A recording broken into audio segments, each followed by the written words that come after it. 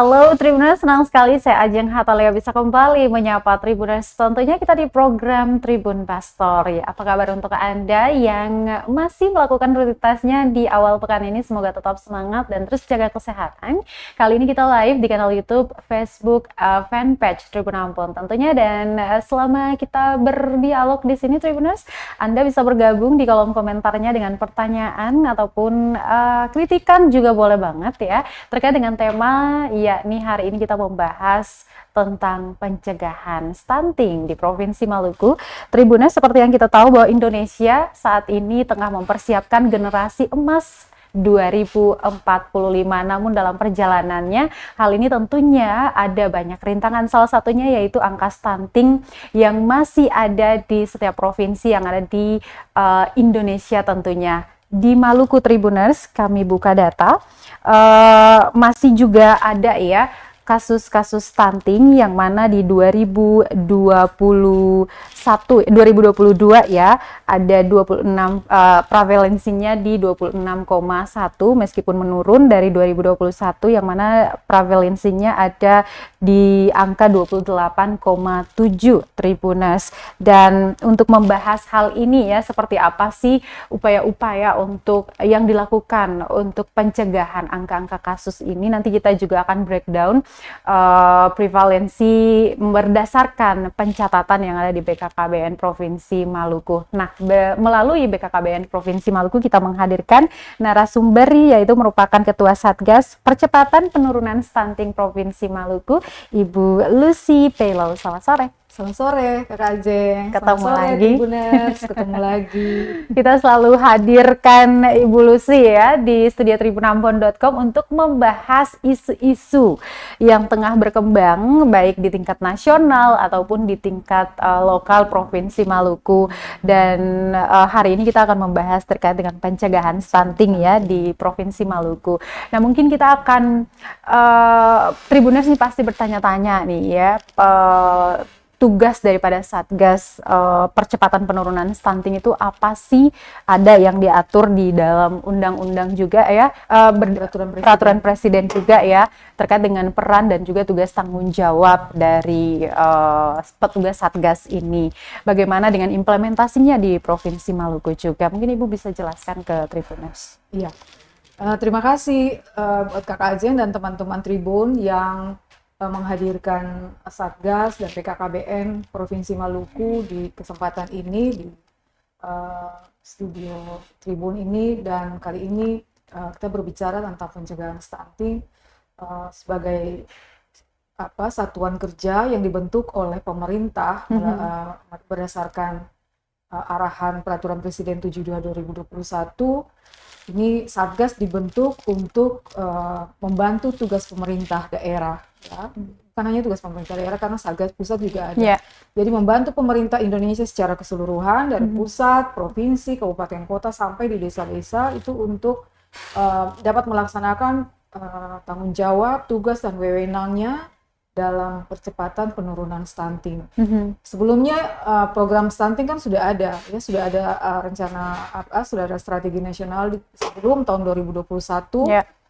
Tetapi ketika dievaluasi tahun 2021 itu bahwa prevalensi kita yang harus kita situasi Indonesia itu masih di zona yang sangat mengkhawatirkan menurut WHO, maka Presiden memerintahkan semua jajaran supaya mempercepat gitu. Jadi bukan lagi penanganan atau mencegah biasa-biasa saja, tetapi speednya harus dipercepat. Oleh karena itu keluarlah Peraturan Presiden 72/2021 tentang percepatan penurunan stunting. Nah, yang diatur oleh Perpres itu ada banyak hal penting, yang antara lain di semua daerah itu dibentuk yang namanya Tim Percepatan Penurunan Stunting. Jadi pemerintah daerah itu diorganisir, kelembagaannya diatur dalam Tim Percepatan Penurunan Stunting itu ada di provinsi, kabupaten, kota, kecamatan sampai di desa. Kalau di provinsi ketuanya itu wakil gubernur, kemudian sekretaris, wakil sekretaris, dan struktur keanggotaannya itu Sekda, Bapeda, semua dinas-dinas terkait itu masuk di dalam, termasuk juga PKK ada di dalamnya. Demikian juga di kabupaten kota, kecamatan, dan desa gitu. Nah, hal penting lain dari Perpres itu adalah pembentukan Satgas. Ya, Satgas yang dibentuk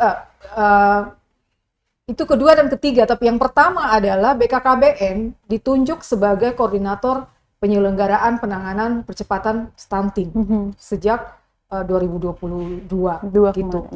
2021 ya, 2020 keluar Perpres dan kemudian 2022 mulai kerja efektif. BKKBN ditunjuk sebagai koordinator di pusat dan sampai ke daerah. Lalu BKKBN juga ditunjuk disuruh untuk membentuk kami Satgas gitu. Lalu maka kami ada di BKKBN, tetapi tugas kami adalah mendukung pemerintah daerah secara menyeluruh gitu. Jadi bukan kerja untuk BKKBN saja, tetapi kerja untuk daerah ini gitu. Nah, kami ada di provinsi, tapi ada juga di kabupaten kota. Kami sebatas di kabupaten kota. Selebihnya di kecamatan dan desa ada ada petugas-petugas lini lapangan yang sudah dimiliki oleh BKKBN sejak lama. Ada petugas penyuluh lapangan, ya, ada banyak petugas yang menjadi orang-orang yang kerja di garda terdepan. Tapi kemudian berdasarkan Perpres juga dibentuk yang namanya tim pendamping keluarga. TPK itu ada di semua desa. Ya, peraturan presiden itu memerintahkan untuk TPK itu dibentuk di semua desa, ya, ada peraturan kepala BKKBN juga yang memerintahkan untuk TPK itu dibentuk, dan di Maluku ada 3.000-an personil, ya, 1.000 lebih tim yang dibentuk oleh BKKBN. TPK itu isinya ada 3 unsur, ada unsur PKK, PKK desa, ada bidan dan petugas kader KB. Gitu. Jadi dimulai dari frontliner itu BKKBN mengatur supaya benar-benar ada orang yang bekerja untuk mendampingi keluarga-keluarga berisiko stunting. Ya, jadi Satgas itu ada di kabupaten, provinsi, tapi petugas-petugas di lini lapangan kita tuh lengkap. Ya, di kecamatan ada petugas-petugas penyuluh, ada balai-balai yang bekerja di balai-balai KB, kemudian bersama dengan camat, PKK kecamatan, semua bekerja di level kecamatan. Lalu di desa itu berlapis-lapis.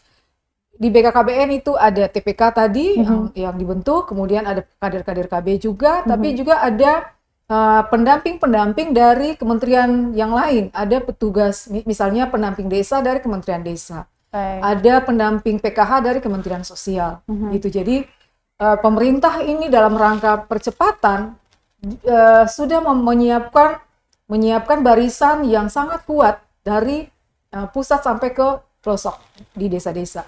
Belum lagi sekarang dengan Perpres juga didorong untuk penanganan stunting dalam konsep pentahelix. Melibatkan tidak hanya pemerintah tapi juga swasta, perguruan tinggi, ya, masyarakat juga, termasuk media.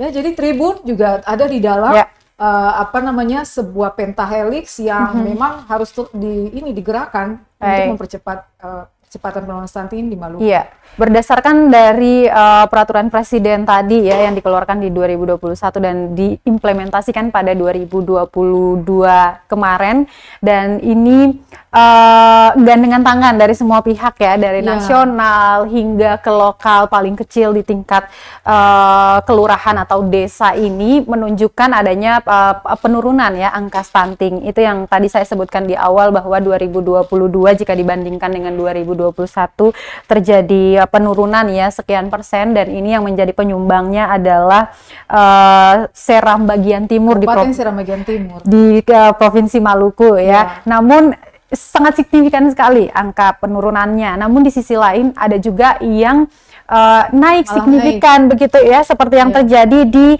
Kabupaten Buru Selatan, Malra dan juga Tanimbar. Nah, ini mungkin boleh kita dudukin lagi nih, apa sih persoalannya yang menjadikan kabupaten-kabupaten ini justru naik jika dibandingkan dengan kabupaten yang menyumbang angka penurunan yang begitu signifikan di Seram bagian timur begitu. Kalau evaluasi kami ya, ini kan banyak pihak yang bekerja untuk stunting ya. Kalau evaluasi kami, kenapa SBT bisa turun drastis 17 sekian persen, 17, sekian persen gitu kan, itu angka yang sangat fantastik tentunya ya. Evaluasi kami SBT itu berhasil karena memang garda petugas lini lapangannya itu benar-benar dikawal. Teman kami Satgas itu sampai bikin grup WhatsApp dengan semua TPK di kabupaten, tim pendamping keluarga tadi. Ketua-ketua TPK dari semua desa itu dipegang gitu, dipegang dalam tanda petik ya. Artinya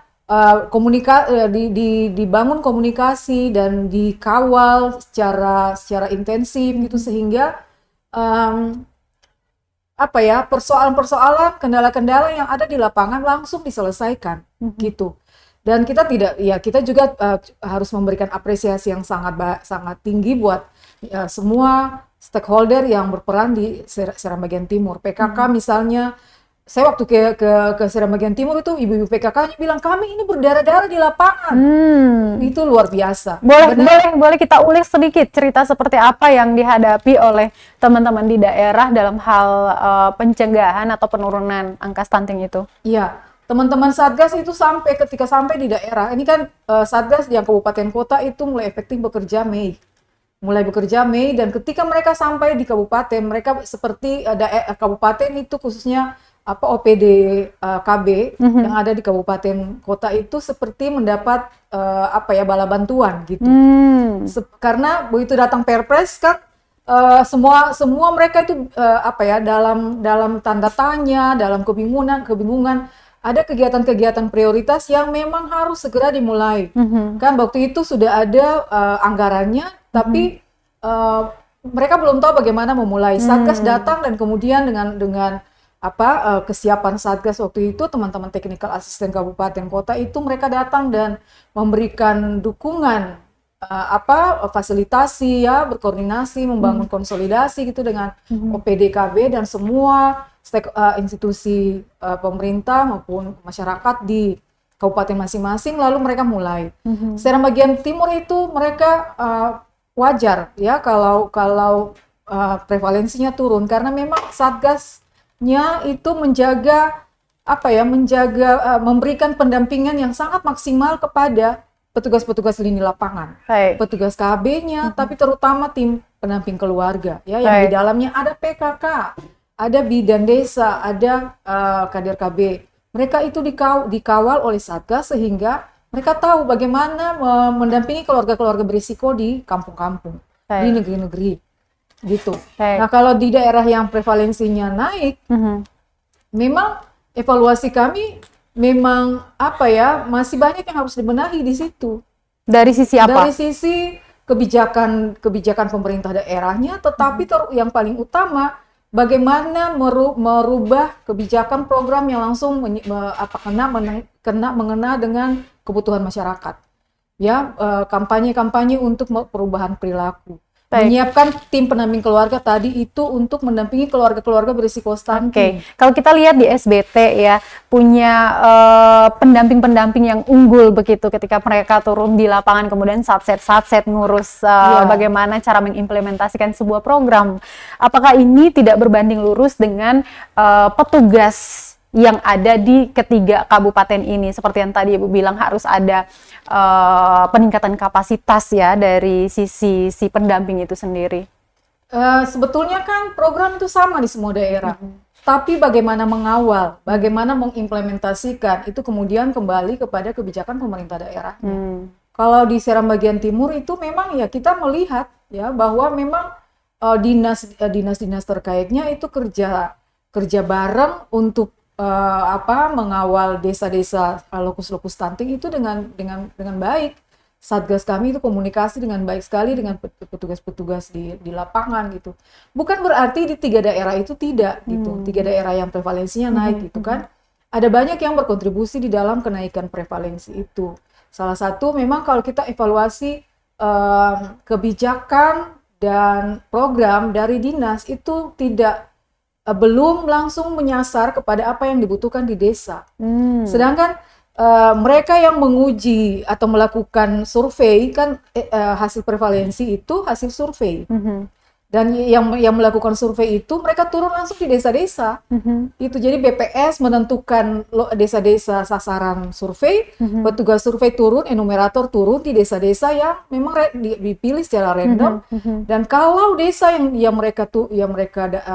menjadi sasaran survei itu adalah desa yang memang prevalensinya tinggi, tidak banyak situasi berubah di situ, ya kita dapat prevalensi yang tinggi. Itu yang terjadi di 3 kabupaten yang memang prevalensinya naik. Baik, gitu. baik. Itu evaluasi yang memang harus disampaikan kepada pemerintah. Pemerintah daerahnya harus tahu bahwa situasi lapangan itu harus dibenahi dengan baik. Gitu. Bukan hanya memoles apa yang menjadi kebijakan di kabupaten kota. Kalau soal memoles itu gampang gitu, tapi kan bagaimana membenahi lapangan ini yang sulit. Dan yang kami temukan SBT itu berhasil di situ. Baik, Ibu, seperti yang tadi disebutkan bahwa memang program untuk pencegahan stunting ini dari nasional itu dia turun secara merata ke berbagai daerah di Indonesia termasuk di Provinsi Maluku. Apakah memang ada tahap-tahap di mana melihat bahwa program ini cocok dengan suatu kondisi di sebuah provinsi atau kabupaten ataukah tidak? Ataukah bagaimana ini? Iya, jadi gini, ambil contoh audit kasus stunting. Itu menjadi salah satu program kegiatan prioritas yang diatur oleh Perpres dan kemudian juga diatur oleh peraturan Kepala BKKBN RI. Audit kasus stunting itu nasional gitu. Tapi di semua daerah harus jalan. Nah, implementasinya itu ada SOP-nya, ada standar operasionalnya, ada tahapan-tahapan yang memang sudah ditetapkan untuk audit kasus stunting itu. Di setiap tahun itu diharuskan 2 kali dilakukan audit kasus stunting, semester 1 dan semester 2 harus jalan di tiap tahun di semua kabupaten kota. Ini sama di seluruh Indonesia, walaupun konteks kewilayahan Indonesia ini beragam, gitu kan? Jangan Indonesia, Maluku aja beragam. Kota Ambon misalnya, audit kita bikin itu gampang kan? Karena semua terjangkau. Gitu. Tim auditnya itu tinggal duduk naik motor sampai di lokasi desa-desa audit, gitu. Tapi kalau kita di MBD misalnya, Aru misalnya yang pulau-pulau banyak pulau dan transportasinya high cost, gitu. Harus jalan.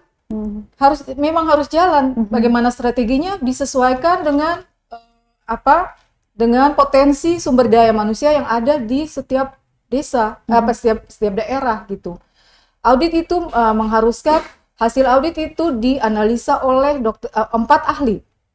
Dokter anak, ahli kandungan, ahli gizi, dan psikolog. Ini kan tidak ada di semua daerah.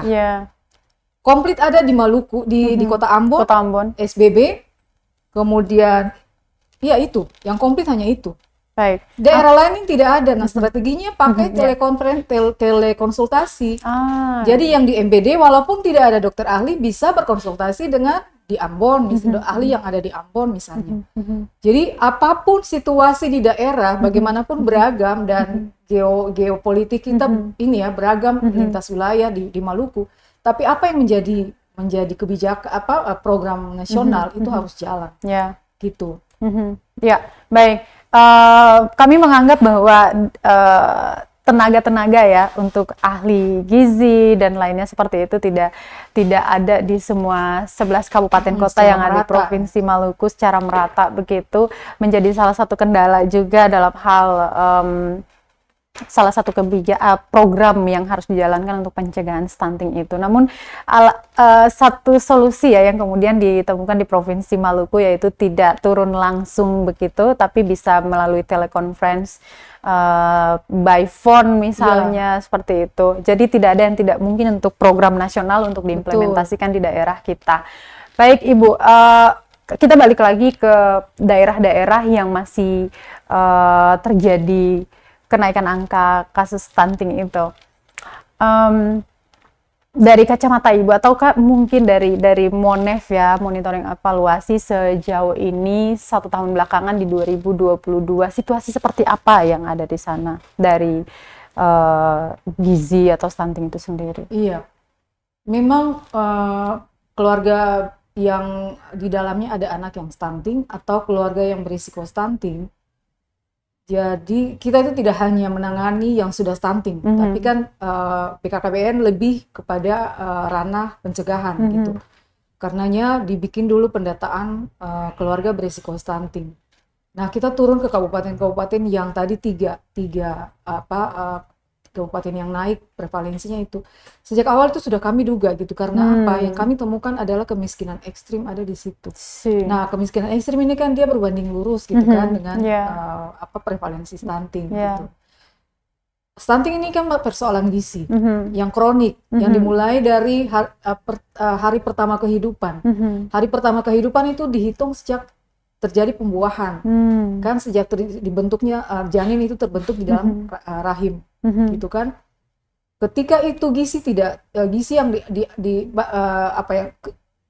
karena itu sebelum terjadi pembuahan pun pencegahannya adalah menyiapkan dan memastikan bahwa calon ibu, calon bapak dan calon ibu itu harus harus ada dalam keadaan fisik, keadaan tubuh yang cukup gizi. Nah, bisa kan kalau sudah bicara gizi, maka Ajeng sendiri bisa membayangkan bagaimana orang-orang di pulau-pulau yang jauh ya, di Tanimbar, di Buru Selatan bahkan yang di Maluku Tenggara gitu. Persoalan gizi itu masih merupakan persoalan besar kita di Maluku. Kami menemukan sendiri ada anak yang memang stunting, yang itu kalau rumahnya itu bukan lagi rumah, bukan lagi gubuk, malah hanya ada satu bangunan gitu, yang di situ mama bapak dan 3 anak atau 4 anak, terus kakaknya ada yang disabilitas tinggal di situ. Sanitasinya buruk, jamban sehatnya itu tidak ada, air minum tidak, semua ada di situ. Kemiskinan ekstrim memang yang kita temukan di situ, dan itu yang saya yakin itu yang menjadi penyumbang prevalensi naik gitu ya dari 2021 2022. Memang gitu. Betul seperti yang tadi disebutkan oleh Ibu Lucy bahwa memang kemiskinan itu berbanding lurus begitu ya dengan angka stunting yang terjadi di Provinsi Maluku. Itulah kenapa dalam hal mengentaskan kemiskinan saja dulu ini untuk mencegah stunting itu butuh banyak pihak di sana yang harus digandengkan. Bagaimana caranya untuk mengentaskan kemiskinan, kemudian kita masuk dalam pencegahan stunting itu sendiri. Jadi seperti simpul begitu ya. Betul. Saat ini pun kami turun di lapangan baru sejak kemarin ya, kita ke Buru Selatan dan melihat di sana bagaimana masyarakat hidup dengan potensi yang ada, namun masih sulit dalam hal pengelolaan. Keterhubungan itu penting, seperti listrik, transportasi, dan lain sebagainya. Namun satu persatu ya dari pemerintah sendiri itu pun sudah berupaya untuk bisa melakukan langkah-langkah pemulihan seperti itu, atau langkah-langkah peningkatan dalam hal taraf hidup masyarakat, mulai dari bagaimana mereka bisa memberdayakan diri mereka sendiri, kemudian bisa berdampak terhadap perekonomian di daerah itu sendiri. Nah, ini kalau misalkan sudah terbuka ya jalan ini secara merata lah, atau dimulai dari daerah-daerah yang sudah menjadi target dari pembangunan itu sendiri, saya pikir itu akan juga langkah mudah masuk dari BKKBN ya, melalui Satgas untuk bisa mengimplementasikan pencegahan. Iya, tapi itu lagi balik ke pemerintah daerahnya. Ya. Begitu. Sejauh ini ya, kalau balik lagi dari pemerintah daerah masing-masing, sejauh ini bagaimana sih sistem koordinasinya untuk menjalankan sebuah perintah dari presiden itu? Sistem koordinasi jalan dengan baik karena rambunya sudah ada, Perpres itu sudah ada, tim percepatan penurunan stunting itu sudah ada gitu, tinggal bagaimana dihidupkan aja gitu koordinasinya. Apakah pemerintah kita di daerah ini tidak hidup begitu, kurang hidup begitu? Kalau saya mereka di level kabupaten, maksudnya di pusat-pusat pemerintahan hidup gitu. Soal pemerintah mereka hidup dalam hal sebagai pemerintah memang hidup kan gitu. Tapi coba turun ke desa. Gitu kan, masyarakat hidup di alam yang kaya, tapi kekayaan itu ada di alam, tidak ada di isi piring. Begitu kan? Persoalannya di situ. Persoalan yang Iya. ditemukan juga di lapangan. Jadi bagaimana tadi Ajeng bilang betul, ini benang kusut. Kan benang kusut yang sebetulnya simpul, helai-helai benang ini kan kalau diumpamakan OPD-OPD terkait kan organisasi pemerintah daerah yang terkait dengan itu, lalu mereka ini saling baku tarikan ini orang Ambon bilang kan. Berkaitan satu dengan yang lain yang sebetulnya kalau keterikatan itu dikelola dengan baik ya, diorganisir koordinasikan dengan baik, itu baik. Tapi yang terlihat adalah ego sektor masih ada. Begitu. Pengalokasian anggaran yang memang sudah diharuskan untuk program yang prioritas seperti stunting ini oleh pemerintah daerah tuh coba cek Tribun kapan-kapan turun lalu cek. Oke, Tribunas. Turun cek di Buru Selatan. Oke. Gitu kan? Berapa banyak anggaran yang terlaporkan? Anggaran yang diterima daerah dan terlaporkan itu terrealisasi. Tapi realisasinya apakah berbanding lurus dengan situasi perubahan masyarakat di desa? Gitu kan? Persoalannya ada di situ. Makanya dari tadi saya bilang halnya itu ada di pemerintah daerah. Bagaimana memastikan bahwa uang yang adalah milik rakyat itu sampai ke perut rakyat, sampai ke isi piring gitu. Sampai di isi piring itu dalam arti apa? Ada program perubahan perilaku, gitu kan? Ada program-program, kan masyarakat juga butuh fresh cash gitu. Betul. Uang cash yang memang dipakai untuk membelanjakan kebutuhan-kebutuhan yang lain. Maka tidak heran kalau Bapak datang dengan ikan tidak dimasak untuk menjadi asupan keluarga, tapi dijual karena supaya dapat uang itu dipakai, ya ada yang bilang untuk beli Indomie, tapi tidak semua beli Indomie kan, kan butuh kebutuhan yang lain. Begitu, anak harus terkoneksi dengan internet misalnya, maka butuh data. Ada banyak kebutuhan keluarga di desa yang harus terpenuhi, dan memenuhi itu dengan apa? Dengan ya menjual hasil kebun, hasil laut gitu. Nah ini yang pemerintah daerah harusnya merubah, mau bilang merubah juga bagaimana ya, artinya apa yang sudah diatur, ya mengoptimalisasikan semua potensi yang sudah diberikan oleh negara gitu. Kan negara sudah kasih nih uang, kau pakai untuk rakyat. Ya, coba cek berapa banyak yang rakyat dapat. Begitu. Nanti kita akan cek lagi di sejumlah pimpinan daerah ya yang tersebar di 11 kabupaten kota ini, bagaimana upaya mereka dalam hal pencegahan stunting di daerah masing-masing ya, dengan menggunakan anggaran yang dikucurkan dari pemerintah pusat sesuai dengan perintah presiden tentunya. Nah, kita balik lagi nih dalam bagaimana sih pencegahannya di daerah-daerah dulu sih. Seperti yang kita tahu bahwa Provinsi Maluku secara potensi alam itu kita kaya. Ya, sangat kaya. Darat, hutan. Ya, apa yang kurang? Apa yang kurang gitu. Nah, yang menjadi persoalan adalah seperti yang tadi Ibu bilang. Misalkan nelayan yang melaut ikan dengan gizi tinggi tadi, tidak langsung dimakan begitu ya, tapi dijual untuk memenuhi kebutuhan lain seperti itu. Ini apakah ini juga ada kaitannya dengan pengetahuan masyarakat kita tentang apa yang harus kita lakukan untuk mencegah diri kita sendiri dari kekurangan gizi tadi? Ya, memang kalau kita baca ini ya laporan TPPS yang sudah disampaikan oleh kabupaten kota baik semester 1. Jadi TPPS yang tadi dibilang itu mereka punya kewajiban untuk menyampaikan laporan secara berjenjang ke pusat melalui kabupaten, melalui provinsi, itu 2 kali dalam setahun. Dan kalau kita baca, memang terlihat sudah banyak upaya-upaya yang dilakukan untuk perubahan perilaku masyarakat gitu. Ada banyak program yang sudah dijalankan kan untuk perubahan perilaku. Tapi namanya merubah perilaku itu tidak bisa dengan sekali datang mengedukasi gitu ya, kasih penyuluhan, kasih penjelasan sosialisasi tentang bahaya stunting misalnya, dan kemudian kau pergi meninggalkan mereka gitu kan, itu tidak bisa kita dapat perubahan karena namanya perilaku yang mau dirubah ini sesuatu yang memang sangat sulit dan itu butuh effort yang tidak sebentar-sebentar, tapi masyarakat sudah terbiasa dengan cara hidup A Betul. misalnya, kemudian kita dari pemerintah atau dari pengambil kebijakan datang dengan program kita B, itu Ya, mau diterapkan secara sepenuhnya, masyarakat akan bertanya, ataupun kayak apa ya, suntikan baru yang belum bisa diterima secara utuh iya, gitu. Itulah sistem kontrol itu perlu betul. dilakukan di sana agar bisa bagaimana masyarakat bisa secara konsisten menjalankan pola Ya, hidup seperti itu. itu pentingnya tim pendamping keluarga Yes. tadi gitu, karena di semua desa itu dibentuk, kalau desa yang besar ada 2-3 pendamping keluarga, Ya.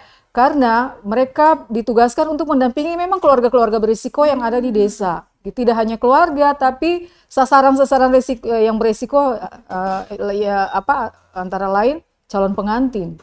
Gitu. Itu tadi karena kita mencegah stunting dari hulu, hulu yang sangat hulu banget gitu kan. Ya mulai dari calon pengantin sebelum menikah. Ini Ajeng jangan lupa kalau mau menikah, gitu kan harus akses. Ajeng sudah tahu LC Mil? Belum. Nah, itu ada aplikasi BKKBN bikin namanya LC Mil, elektronik siap nikah siap hamil. Oke, kita udah masuk di bagaimana sih Nah, untuk bisa melakukan pencegahan agar keluarga kita tuh terhindar dari stunting. iya, dan kita tidak membentuk keluarga yang melahirkan kemiskinan, melahirkan stunting. Iya.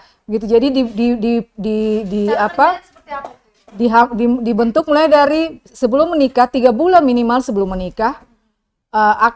Daftarkan diri dengan di aplikasi LC Mil, itu ada aplikasi, dan nanti setelah mendaftar, Ajeng akan, dan teman-teman yang mau menikah nih, calon-calon pengantin nih, Tribuners, setelah mendaftar nanti diberikan pendamping gitu, nanti dapat pendamping, lalu setelah itu nanti didampingi, ada edukasinya gitu ya, ada kelas-kelasnya gitu, untuk sampai juga pemeriksaan kesehatan gitu, sampai nanti keluar sertifikat Anda sudah layak untuk siap hamil, siap nikah, siap hamil. Nikah dulu baru hamil, jangan hamil dulu baru nikah. Kadang saya Gitu. suka mau naikin tangga itu tanpa harus melewatinya gitu. Nah itu, jadi jangan lupa supaya ya para anak-anak muda ini ikut mendukung stunting juga, itu ya mendaftarkan diri di LC Mil. Baik, begitu. Ibu. Nah, ini salah satu cara ya yang sangat milenial sekali, Ibu. Iya. Karena dikampanyekan dengan kekinian seperti itu. Terutama sasarannya adalah calon-calon pengantin yang hendak mendaftarkan diri mereka untuk pernikahan. Jadi persiapannya jauh-jauh hari. Ya, persiapannya itu bukan hanya siap foto prewedding, bukan hanya siap list undangan gitu kan, bukan hanya searching gedung yang bagus, gaun pengantin yang bagus, tapi siapkan diri melalui LC Mil, begitu. Nah, itu dia. Ini satu informasi yang juga sangat luar biasa gitu ya untuk generasi kita. Nah, Ibu, selain daripada mempersiapkan janin yang sehat gitu ya bagi para calon ibu yang mungkin baru menikah atau baru mau merencanakan menikah seperti yang tadi disebutkan, untuk bisa melahirkan generasi emas ya seperti yang sudah direncanakan atau diproyeksikan oleh pemerintah Indonesia, Republik Indonesia tentunya melalui program generasi emas itu. Tentu saja dari pasangan-pasangan tertentu juga sangat ingin melahirkan anak-anak yang sehat, yang pintar, begitu ya. Karena stunting ini dia mempengaruhi anak-anak usia dini ya, seperti di bawah 2 tahun ya Ibu ya. Itu bukan cuma secara fisik aja ya, tapi kemampuan kognisinya. Nah, itu juga sangat berpengaruh begitu. Nah, ini adalah tujuan yang sangat mulia sebenarnya Ibu, karena kita menciptakan generasi yang bebas dari hal-hal yang tadi kita sebutkan. Nah, pencegahannya salah satunya dengan tadi. Selain itu, apa yang perlu dilakukan terutama untuk keluarga-keluarga yang saat ini seperti yang tadi Ibu sebutkan berpotensi dan juga mengalaminya. Yang harus dilakukan adalah datangi posyandu. Posyandu itu tempat layanan yang memang pemerintah sudah siapkan, gitu kan, melalui pemerintah desa. Di semua desa itu ada posyandu yang keluarga-keluarga yang merasa anaknya mungkin punya persoalan gizi, datangi posyandu. Ini kan kita punya frekuensi mengunjungi posyandu ini beragam antar daerah dan masih kurang gitu. Masih kurang. Ya kalau di daerah kota mungkin orang tidak datangi posyandu karena ada dokter-dokter spesialis, ada klinik-klinik gitu kan yang bisa didatangi. Maka orang keluarga-keluarga itu yang mampu khususnya tidak mendatangi posyandu. Tapi mumpung ini negara sudah menyiapkan gitu kan, menyiapkan wadah, menyiapkan fasilitas, menyiapkan tenaga-tenaga kesehatan, tenaga-tenaga pendamping, kader-kader penyuluh ya di setiap posyandu. Jadi sayang kalau tidak dimanfaatkan gitu. Jadi keluarga-keluarga Maluku yang ingin lepas dari persoalan gizi di rumahnya, di keluarganya, ada posyandu, setiap bulan datangi posyandu, di situ ada edukasi, ada makanan tambahan pula yang dikasih gitu kan. Kemudian kalau keluarganya merasa ada persoalan gitu, ada tim-tim pendamping keluarga di desa, cari mereka gitu ya, berkomunikasi dengan mereka karena pada mereka itu selalu ada solusi. Mereka sudah dilatih untuk bagaimana mendampingi keluarga-keluarga berisiko, mendampingi orang-orang berisiko stunting. Jadi cari mereka, datangi kantor-kantor desa, ya, kemudian cari mereka dan berkomunikasi dengan mereka, pasti didampingi gitu. Ya. Karena itu memang tugas mereka untuk mendampingi. Ya. Jadi Tribuners tak perlu khawatir ya, karena melalui peraturan presiden yang sudah diturunkan dan diimplementasi sejak 2022 lalu, ada banyak petugas-petugas ya, Satgas juga. Kalau petugas pencegahan sudah ada di sampai tingkat desa seperti itu. Jadi seperti yang tadi disampaikan oleh Ibu Lucy, masyarakat harusnya menggunakan fasilitas yang sudah diberikan oleh pemerintah ya melalui Satgas ini, agar upaya untuk mencegah ya adanya kasus-kasus baru lagi di Provinsi Maluku, agar tujuan generasi emas di 2045 itu bisa terwujud dan kita semua menjadi generasi-generasi yang cerdas dan punya potensi yang luar biasa ya, dan bisa bersaing dengan negara-negara yang ada di luar sana begitu. Nah, Tribuners, kita ini salah satu yang sedang dikampanyekan juga, yaitu punya BKKBN ya Ibu ya, cukup 2 telur. Boleh dijelasin Bu? Ya, sebetulnya yang mau didorong adalah pemenuhan asupan protein, gitu kan? Karena anak pada usia pertumbuhan di 1000 hari pertama kehidupan, asupan gizi yang paling penting itu adalah protein, gitu. Sumber gizi, nutrisi yang paling penting itu adalah protein, gitu. Oke lah, ini menjadi kampanye nasional, maka dipakai telur yang memang ada di semua daerah. Kalau bilang kampanye ikan nih, kalau pakai ikan ini kan tidak di semua atau kan, jadi telur lah, biar di semua daerah itu ada gitu. Dan pesannya itu sebetulnya adalah bagaimana keluarga-keluarga ini bisa memenuhi kebutuhan asupan protein tadi itu, gitu. Jadi ayolah, ini mumpung mulai digerakkan ini kan. Semua orang yang merasa punya potensi bisa mendukung, ya, bisa menjadi kakak asuh yang nanti sebentar mau dicanangkan ini kan. Ayo ikut terlibat. Ini kesempatan kita bisa berkontribusi untuk menyiapkan generasi bangsa kita, ya, karena stunting itu menjadi ancaman besar buat negara kita.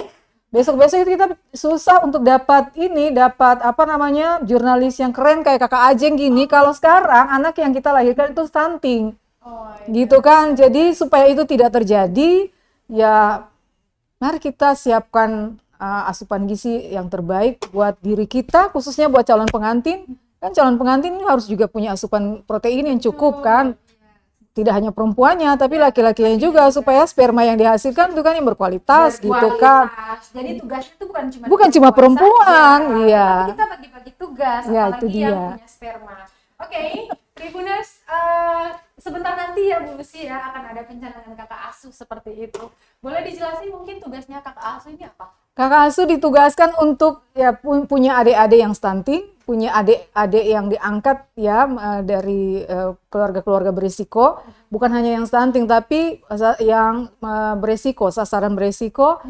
Kemudian menyiapkan telur, tidak banyak, diminta dua butir telur aja kan, gitu untuk disumbangkan kepada adik-adik yang memang membutuhkan Bisakah saya begitu. menjadi volunteer? Boleh sekali, iya boleh sekali, ya. Itu kan sedekah ya.